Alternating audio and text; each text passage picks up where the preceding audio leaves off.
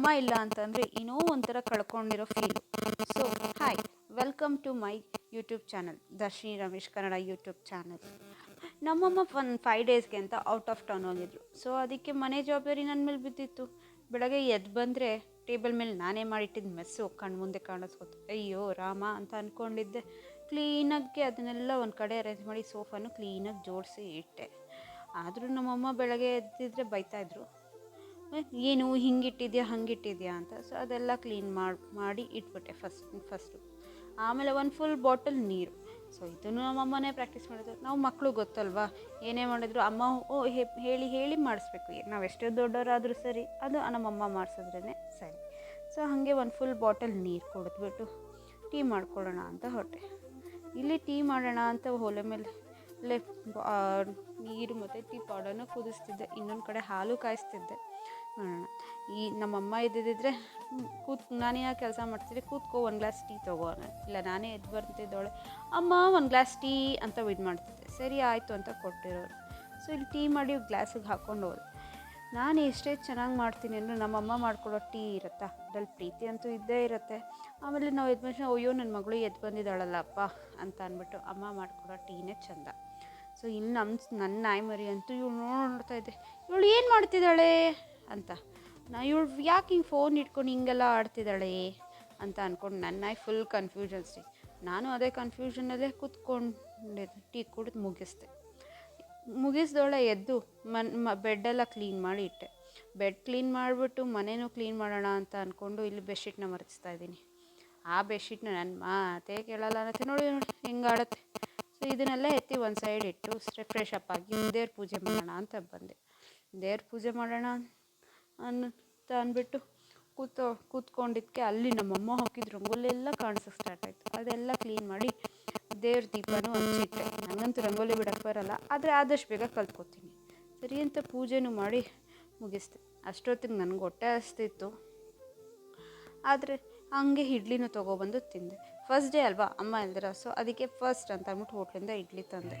ಆಮೇಲೆ ಸ್ವಲ್ಪ ಕೆಲಸ ಆಯಿತು ಲ್ಯಾಪ್ಟಾಪಲ್ಲಿ ಅಂತೆಲ್ಲ ಕೆಲಸ ಎಲ್ಲ ಮುಗಿಸಿ ಮಧ್ಯಾಹ್ನದಷ್ಟಕ್ಕೆ ಅದನ್ನು ಕಂಪ್ಲೀಟ್ ಮಾಡಿ ಇದನ್ನೆಲ್ಲ ಮತ್ತೆ ಜೋಡಿಸ್ತಾ ಇದ್ದೀನಿ.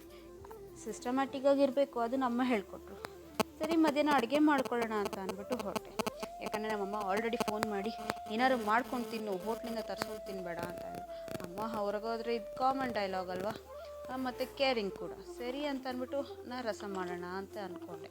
ಸರಿ ಒಂದು ಕಡೆ ಅನ್ನಕ್ಕಿಟ್ಟು ಅದನ್ನು ಕೂಗಿಸ್ಬಿಡೋಣ ಅಂತ ಅಂದ್ಬಿಟ್ಟು ಕುಕ್ಕರಲ್ಲಿ ಅನ್ನಕ್ಕೆ ಇಡ್ತಾಯಿದ್ದೀನಿ. ಇದು ಕೂಗಿ 4 ವಿಷಲ್ ಬೇಕು. ಇನ್ನೊಂದು ಕಡೆ ರಸ ಮಾಡೋಣ ಅಂತ. ನನಗೆ ಬೇಕಾಗಿದ್ದು 2 ಟೈಮ್ಗೆ, ಅದು ನಾನು ಒಬ್ಳಿಗೋಸ್ಕರ ಅಂತ ಅಂದ್ಬಿಟ್ಟು ಕಡಿಮೆನೇ ಮಾಡ್ಕೊತೀನಿ.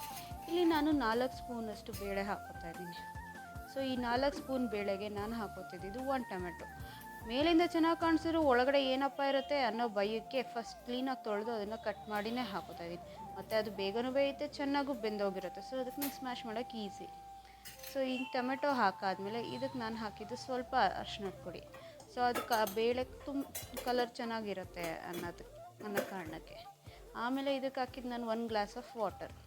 ಈ 1 ಗ್ಲಾಸ್ ನೀರು ಹಾಕಿಬಿಟ್ಟು ಅದಕ್ಕೆ ಒಂದು ಸ್ವಲ್ಪ ಎಣ್ಣೆ ಹಾಕ್ತೆ. ಸೊ ಅದರಿಂದ ಬೇಳೆ ಚೆನ್ನಾಗಿ ಒಡೆಯುತ್ತೆ ಅಂತ ನಮ್ಮಮ್ಮ ಹೇಳಿದರು, ಅದಕ್ಕೆ ಹಾಕಿದ್ದೆ. ಅದನ್ನು ಒಂದು ಕಡೆ ಕೂಗಿಸಿ ಅದನ್ನೊಂದು 2 ವಿಷಲ್ ಕೂಗಿಸ್ದೆ. ಇನ್ನೊಂದು ಕಡೆ ರಸಮ್ಗೆ ಅಂತ ಪೌಡರ್ ರೆಡಿ ಮಾಡ್ತೀನಿ. ಜೀರಿಗೆ ಮತ್ತು ಪೆಪ್ಪರ್ ಪೌಡರ್ ರೆಡಿ ಮಾಡ್ತೀನಿ. ಈ ಎರಡನ್ನೂ ಹುರಿದ್ಬಿಟ್ಟು ಅದನ್ನು ಫಸ್ಟು ಪೆಪ್ಪರ್ನ ಹುರಿದ್ಬಿಟ್ಟು ಆಮೇಲೆ ಜೀರಿಗೆ ಹೊಡ್ತೀನಿ. ಯಾಕಂದರೆ ಸೈಜ್ ಡಿಫ್ರೆನ್ಸ್ ಇರುತ್ತೆ ಅಲ್ವಾ, ಸೊ ಅದಕ್ಕೋಸ್ಕರ. ಇದು ಎರಡೂ ಹುರಿದಾದ್ಮೇಲೆ ನಾನು ಅದನ್ನು ಪೌಡರ್ ಮಾಡ್ಕೊಳ್ಳೋಕ್ಕೆ ಅಂತ ಸೈಡ್ಗೆ ಹಾಕೋತಾಯಿದ್ದೀನಿ. ಈ ಕಡೆ ನಮ್ಮ ಬ್ಲೆಂಡರು ರೆಡಿ ಇತ್ತು. ಸೊ ಅದಕ್ಕೆ ನಾನು ಅದನ್ನೆಲ್ಲ ಹಾಕಿ ಪೌಡರ್ ಮಾಡ್ಕೋತಾಯಿದ್ದೀನಿ. ಫೈನ್ ಪೌಡರ್ ಟೇಸ್ಟ್ ನನಗಿಷ್ಟ. ಕೆಲವ್ರು ತರಿಯಾಗಿ ಮಾಡ್ಕೋತಾರೆ, ಅದು ಓಕೆ ಫೈನ್. ನಿಮ್ಮ ಒಪಿನಿಯನ್ ನಿಮಗೆ, ನನ್ನ ಒಪಿನಿಯನ್ ನನಗೆ. ಸೊ ಇನ್ನೊಂದು ಕಡೆ ನಾನು ಈ ಪೌಡರ್ ಮಾಡಿ ಇಟ್ಕೊಂಡು ಇನ್ನೊಂದು ಕಡೆ ನಾನು ಹುಣಸೆಹಣ್ಣೆ ನಾನು ಮಾಡ್ತಿರೋ ಸ್ವಲ್ಪ ಕ್ವಾಂಟಿಟಿ ನಾನು ಸ್ವಲ್ಪ ನೆನೆ ಹಾಕ್ಕೊತಾಯಿದ್ದೀನಿ. ಸೊ ಈಗ ಇಷ್ಟು ಒಂಚೂರು ನೆನೆ ಹಾಕಿ ಸೈಡ್ಗೆ ಇಡ್ತಿದ್ದೆ. ಇನ್ನೊಂದು ನೆಕ್ಸ್ಟು ಬೆಳ್ಳುಳ್ಳಿ ಬಿಡಿಸ್ತಾಯಿದ್ದೆ. ಸೊ ಪೋರ್ಷನ್ ಕಡಿಮೆ ಆಗಿರೋದನ್ನ ನಾನು ತೊಗೋತಿರೋದು 4 ಬೆಳ್ಳುಳ್ಳಿ ಅಷ್ಟು. ಸೊ ಇದನ್ನು ಚೆನ್ನಾಗಿ ಜಜ್ಜಿ ಅದಕ್ಕೊಂದು ಸ್ವಲ್ಪ ಒಣಗಿದ ಮೆಣಸಿನ್ಕಾಯಿನೂ ಹಾಕಿಬಿಟ್ಟು ಜಜ್ಜಿಸ್ಕೊತಾ ಇದ್ದೀನಿ. ಸೊ ಈ ಥರ ಜಜ್ಜಿರೋ ಫ್ಲೇವರು ಚೆನ್ನಾಗಿ ಬಿಡುತ್ತೆ. ಸೊ ಅದಕ್ಕೆ ಈ ಕಡೆ ಬೇಳೆನೂ ಬೆಂದಿತ್ತು, ಟೊಮೊಟೊ ಎಲ್ಲ ಸೈಡಲ್ಲಿತ್ತು. ಸೊ ನೋಡಿ ಎಷ್ಟು ಚೆನ್ನಾಗಿ ಬಂದಿದೆ ಅಂತ. ಸೊ ಅದನ್ನು ನಾನು ಅದೇ ನಾನು ಪೌಡರ್ ರುಬ್ಕೊಂಡಿರೋ ಜಾರ್ಗೆ ಹಾಕ್ಕೊಂಡು ರುಬ್ಕೋತಾ ಇದ್ದೀನಿ. ಸೊ ಅದಕ್ಕೊಂದು ಸ್ವಲ್ಪ 1 ಸ್ಪೂನಷ್ಟು ನಾನು ಮಾಡಿಟ್ಟಿರೋ ಪೌಡರ್ ಜೀರಿಗೆ ಮತ್ತು ಮೆಣಸಿನ ಪೌಡರ್ನ ನಾನು ಹಾಕ್ಕೊಂಡು ಅದನ್ನು ಚೆನ್ನಾಗಿ ಫಸ್ಟೇ ಸ್ಮ್ಯಾಶ್ ಮಾಡ್ಕೊತಾ ಇದ್ದೀನಿ. ಸೊ ಅದಕ್ಕೆ ರುಬ್ಬಿದಾಗ ಇನ್ನೂ ಚೆನ್ನಾಗಿ ಪೇಸ್ಟ್ ಆಗುತ್ತೆ ಅಂತ. ನಾನು ಯಾಕೆ ಹಿಂಗೆ ಪೇಸ್ಟ್ ಮಾಡ್ಕೊತೀನಿ ಅಂತಂದರೆ ನಂಗೆ ಸ್ವಲ್ಪ ಬಾಯಿ ಸಿಗೋದು ಇಷ್ಟ ಆಗಲ್ಲ. ಸೊ ಪೇಸ್ಟ್ ಮಾಡಿರೋದನ್ನ ಮತ್ತೆ ಇದಕ್ಕೆ ಹಾಕಿ ಅದನ್ನು ಮತ್ತೆ ಸ್ಟವ್ ಮೇಲಿಟ್ಟು ಕುದಿಸ್ಬೇಕು. ಅದಕ್ಕೊಂದು ಸ್ವಲ್ಪ ಕೊತ್ತಂಬರಿ ಸೊಪ್ಪು ಹಾಕಿ ಇಡ್ತಾಯಿದ್ದೀನಿ. ಸೊ ಇದನ್ನು ಮತ್ತೆ ಕುದಿಯೋಕೆ ಇಟ್ಟಾಗ ಅದಕ್ಕೆ ಒಂದು ಸ್ವಲ್ಪ ಉಪ್ಪಿಡ್ತಾಯಿದ್ದೀನಿ. ಅನ್ನದಂತೂ ಸೈಡ್ಗೆ ಇಡ್ತಿದ್ದೀನಿ. ಇನ್ನೊಂದು ಸ್ಟವ್ ಹಚ್ಚಿ ಅಲ್ಲಿಟ್ಟು ಅದಕ್ಕೊಂದು ಸ್ವಲ್ಪ ಉಪ್ಪು ಹಾಕೋದು. ಸೊ ನನಗೆ ಎಷ್ಟು ಬೇಕೋ ಅಷ್ಟು ನಾನು ಉಪ್ಪು ಹಾಕೋತೀನಿ. ಕೆಲವ್ರು ಜಾಸ್ತಿ ಉಪ್ಪು ಬೇಕು ಅಂತಾರೆ, ಕೆಲವ್ರು ಕಡಿಮೆ ಬೇಕು ಅಂತಾರೆ. ಅದಾದಮೇಲೆ ಅದಕ್ಕೆ ಹಾಕ್ಕೊಳ್ಳೋದು ಒಗ್ಗರಣೆ.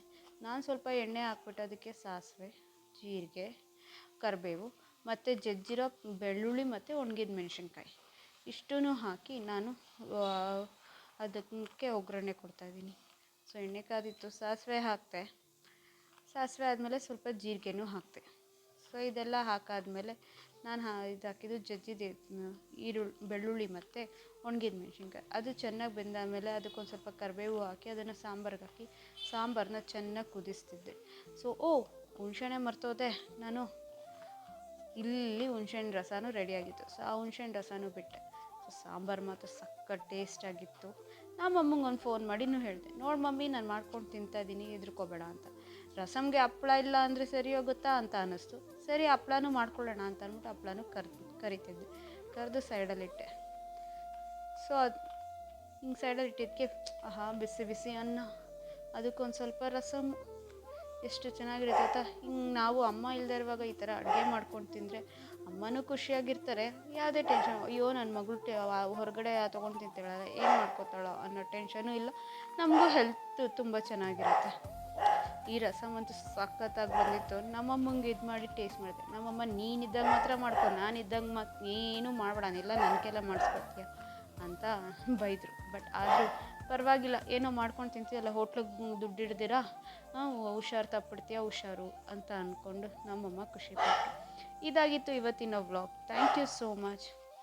ಹೀಗೆ ನೀವು ನಿಮ್ಮ ಅಪ್ಪ ಅಮ್ಮಂಗೆ ಟೆನ್ಷನ್ ಕೊಡ್ತೀರಾ. ಅಮ್ಮ ಇಲ್ಲದೆ ಇರುವಾಗ ಏನೋ ಒಂದು ಸ್ವಲ್ಪ ನಾವೇ ಮನೇಲಿ ಮಾಡ್ಕೊಳ್ಳೋಣ. ಅನ್ನ ರಸಮ್ಗೆ ಉಪ್ಪಿನಕಾಯಿ ಚೆನ್ನಾಗಿರತ್ತೆ ಅಲ್ಲ. ನಂಗೆ ಗೊತ್ತಿದೆ ನೀವೆಲ್ಲ ಏನು ಇಷ್ಟಪಡ್ತೀರಾ ಅಂತ. ಸೊ ನನಗಂತೂ ಸಿಕ್ಕಾಪಟ್ಟೆ ಇಷ್ಟ. ಈ ಅನ್ನ ರಸಮ್ಗೆ ಸ್ವಲ್ಪ ಉಪ್ಪಿನಕಾಯಿ ಹಾಕ್ಕೊಂಡು ಅದಕ್ಕೊಂದು ಹಪ್ಳ ಇಟ್ಕೊಂಡು ತಿಂತಿದ್ರೆ ಅದು ಸೂಪರಾಗಿರುತ್ತೆ. ಸೊ ಇದಾಗಿತ್ತು ಇವತ್ತು ನನ್ನ vlog. Thank you so much. ನಾನು ಮತ್ತೆ ಸಿಗ್ತೀನಿ ನೆಕ್ಸ್ಟ್ ವ್ಲಾಗ್ ಜೊತೆಗೆ.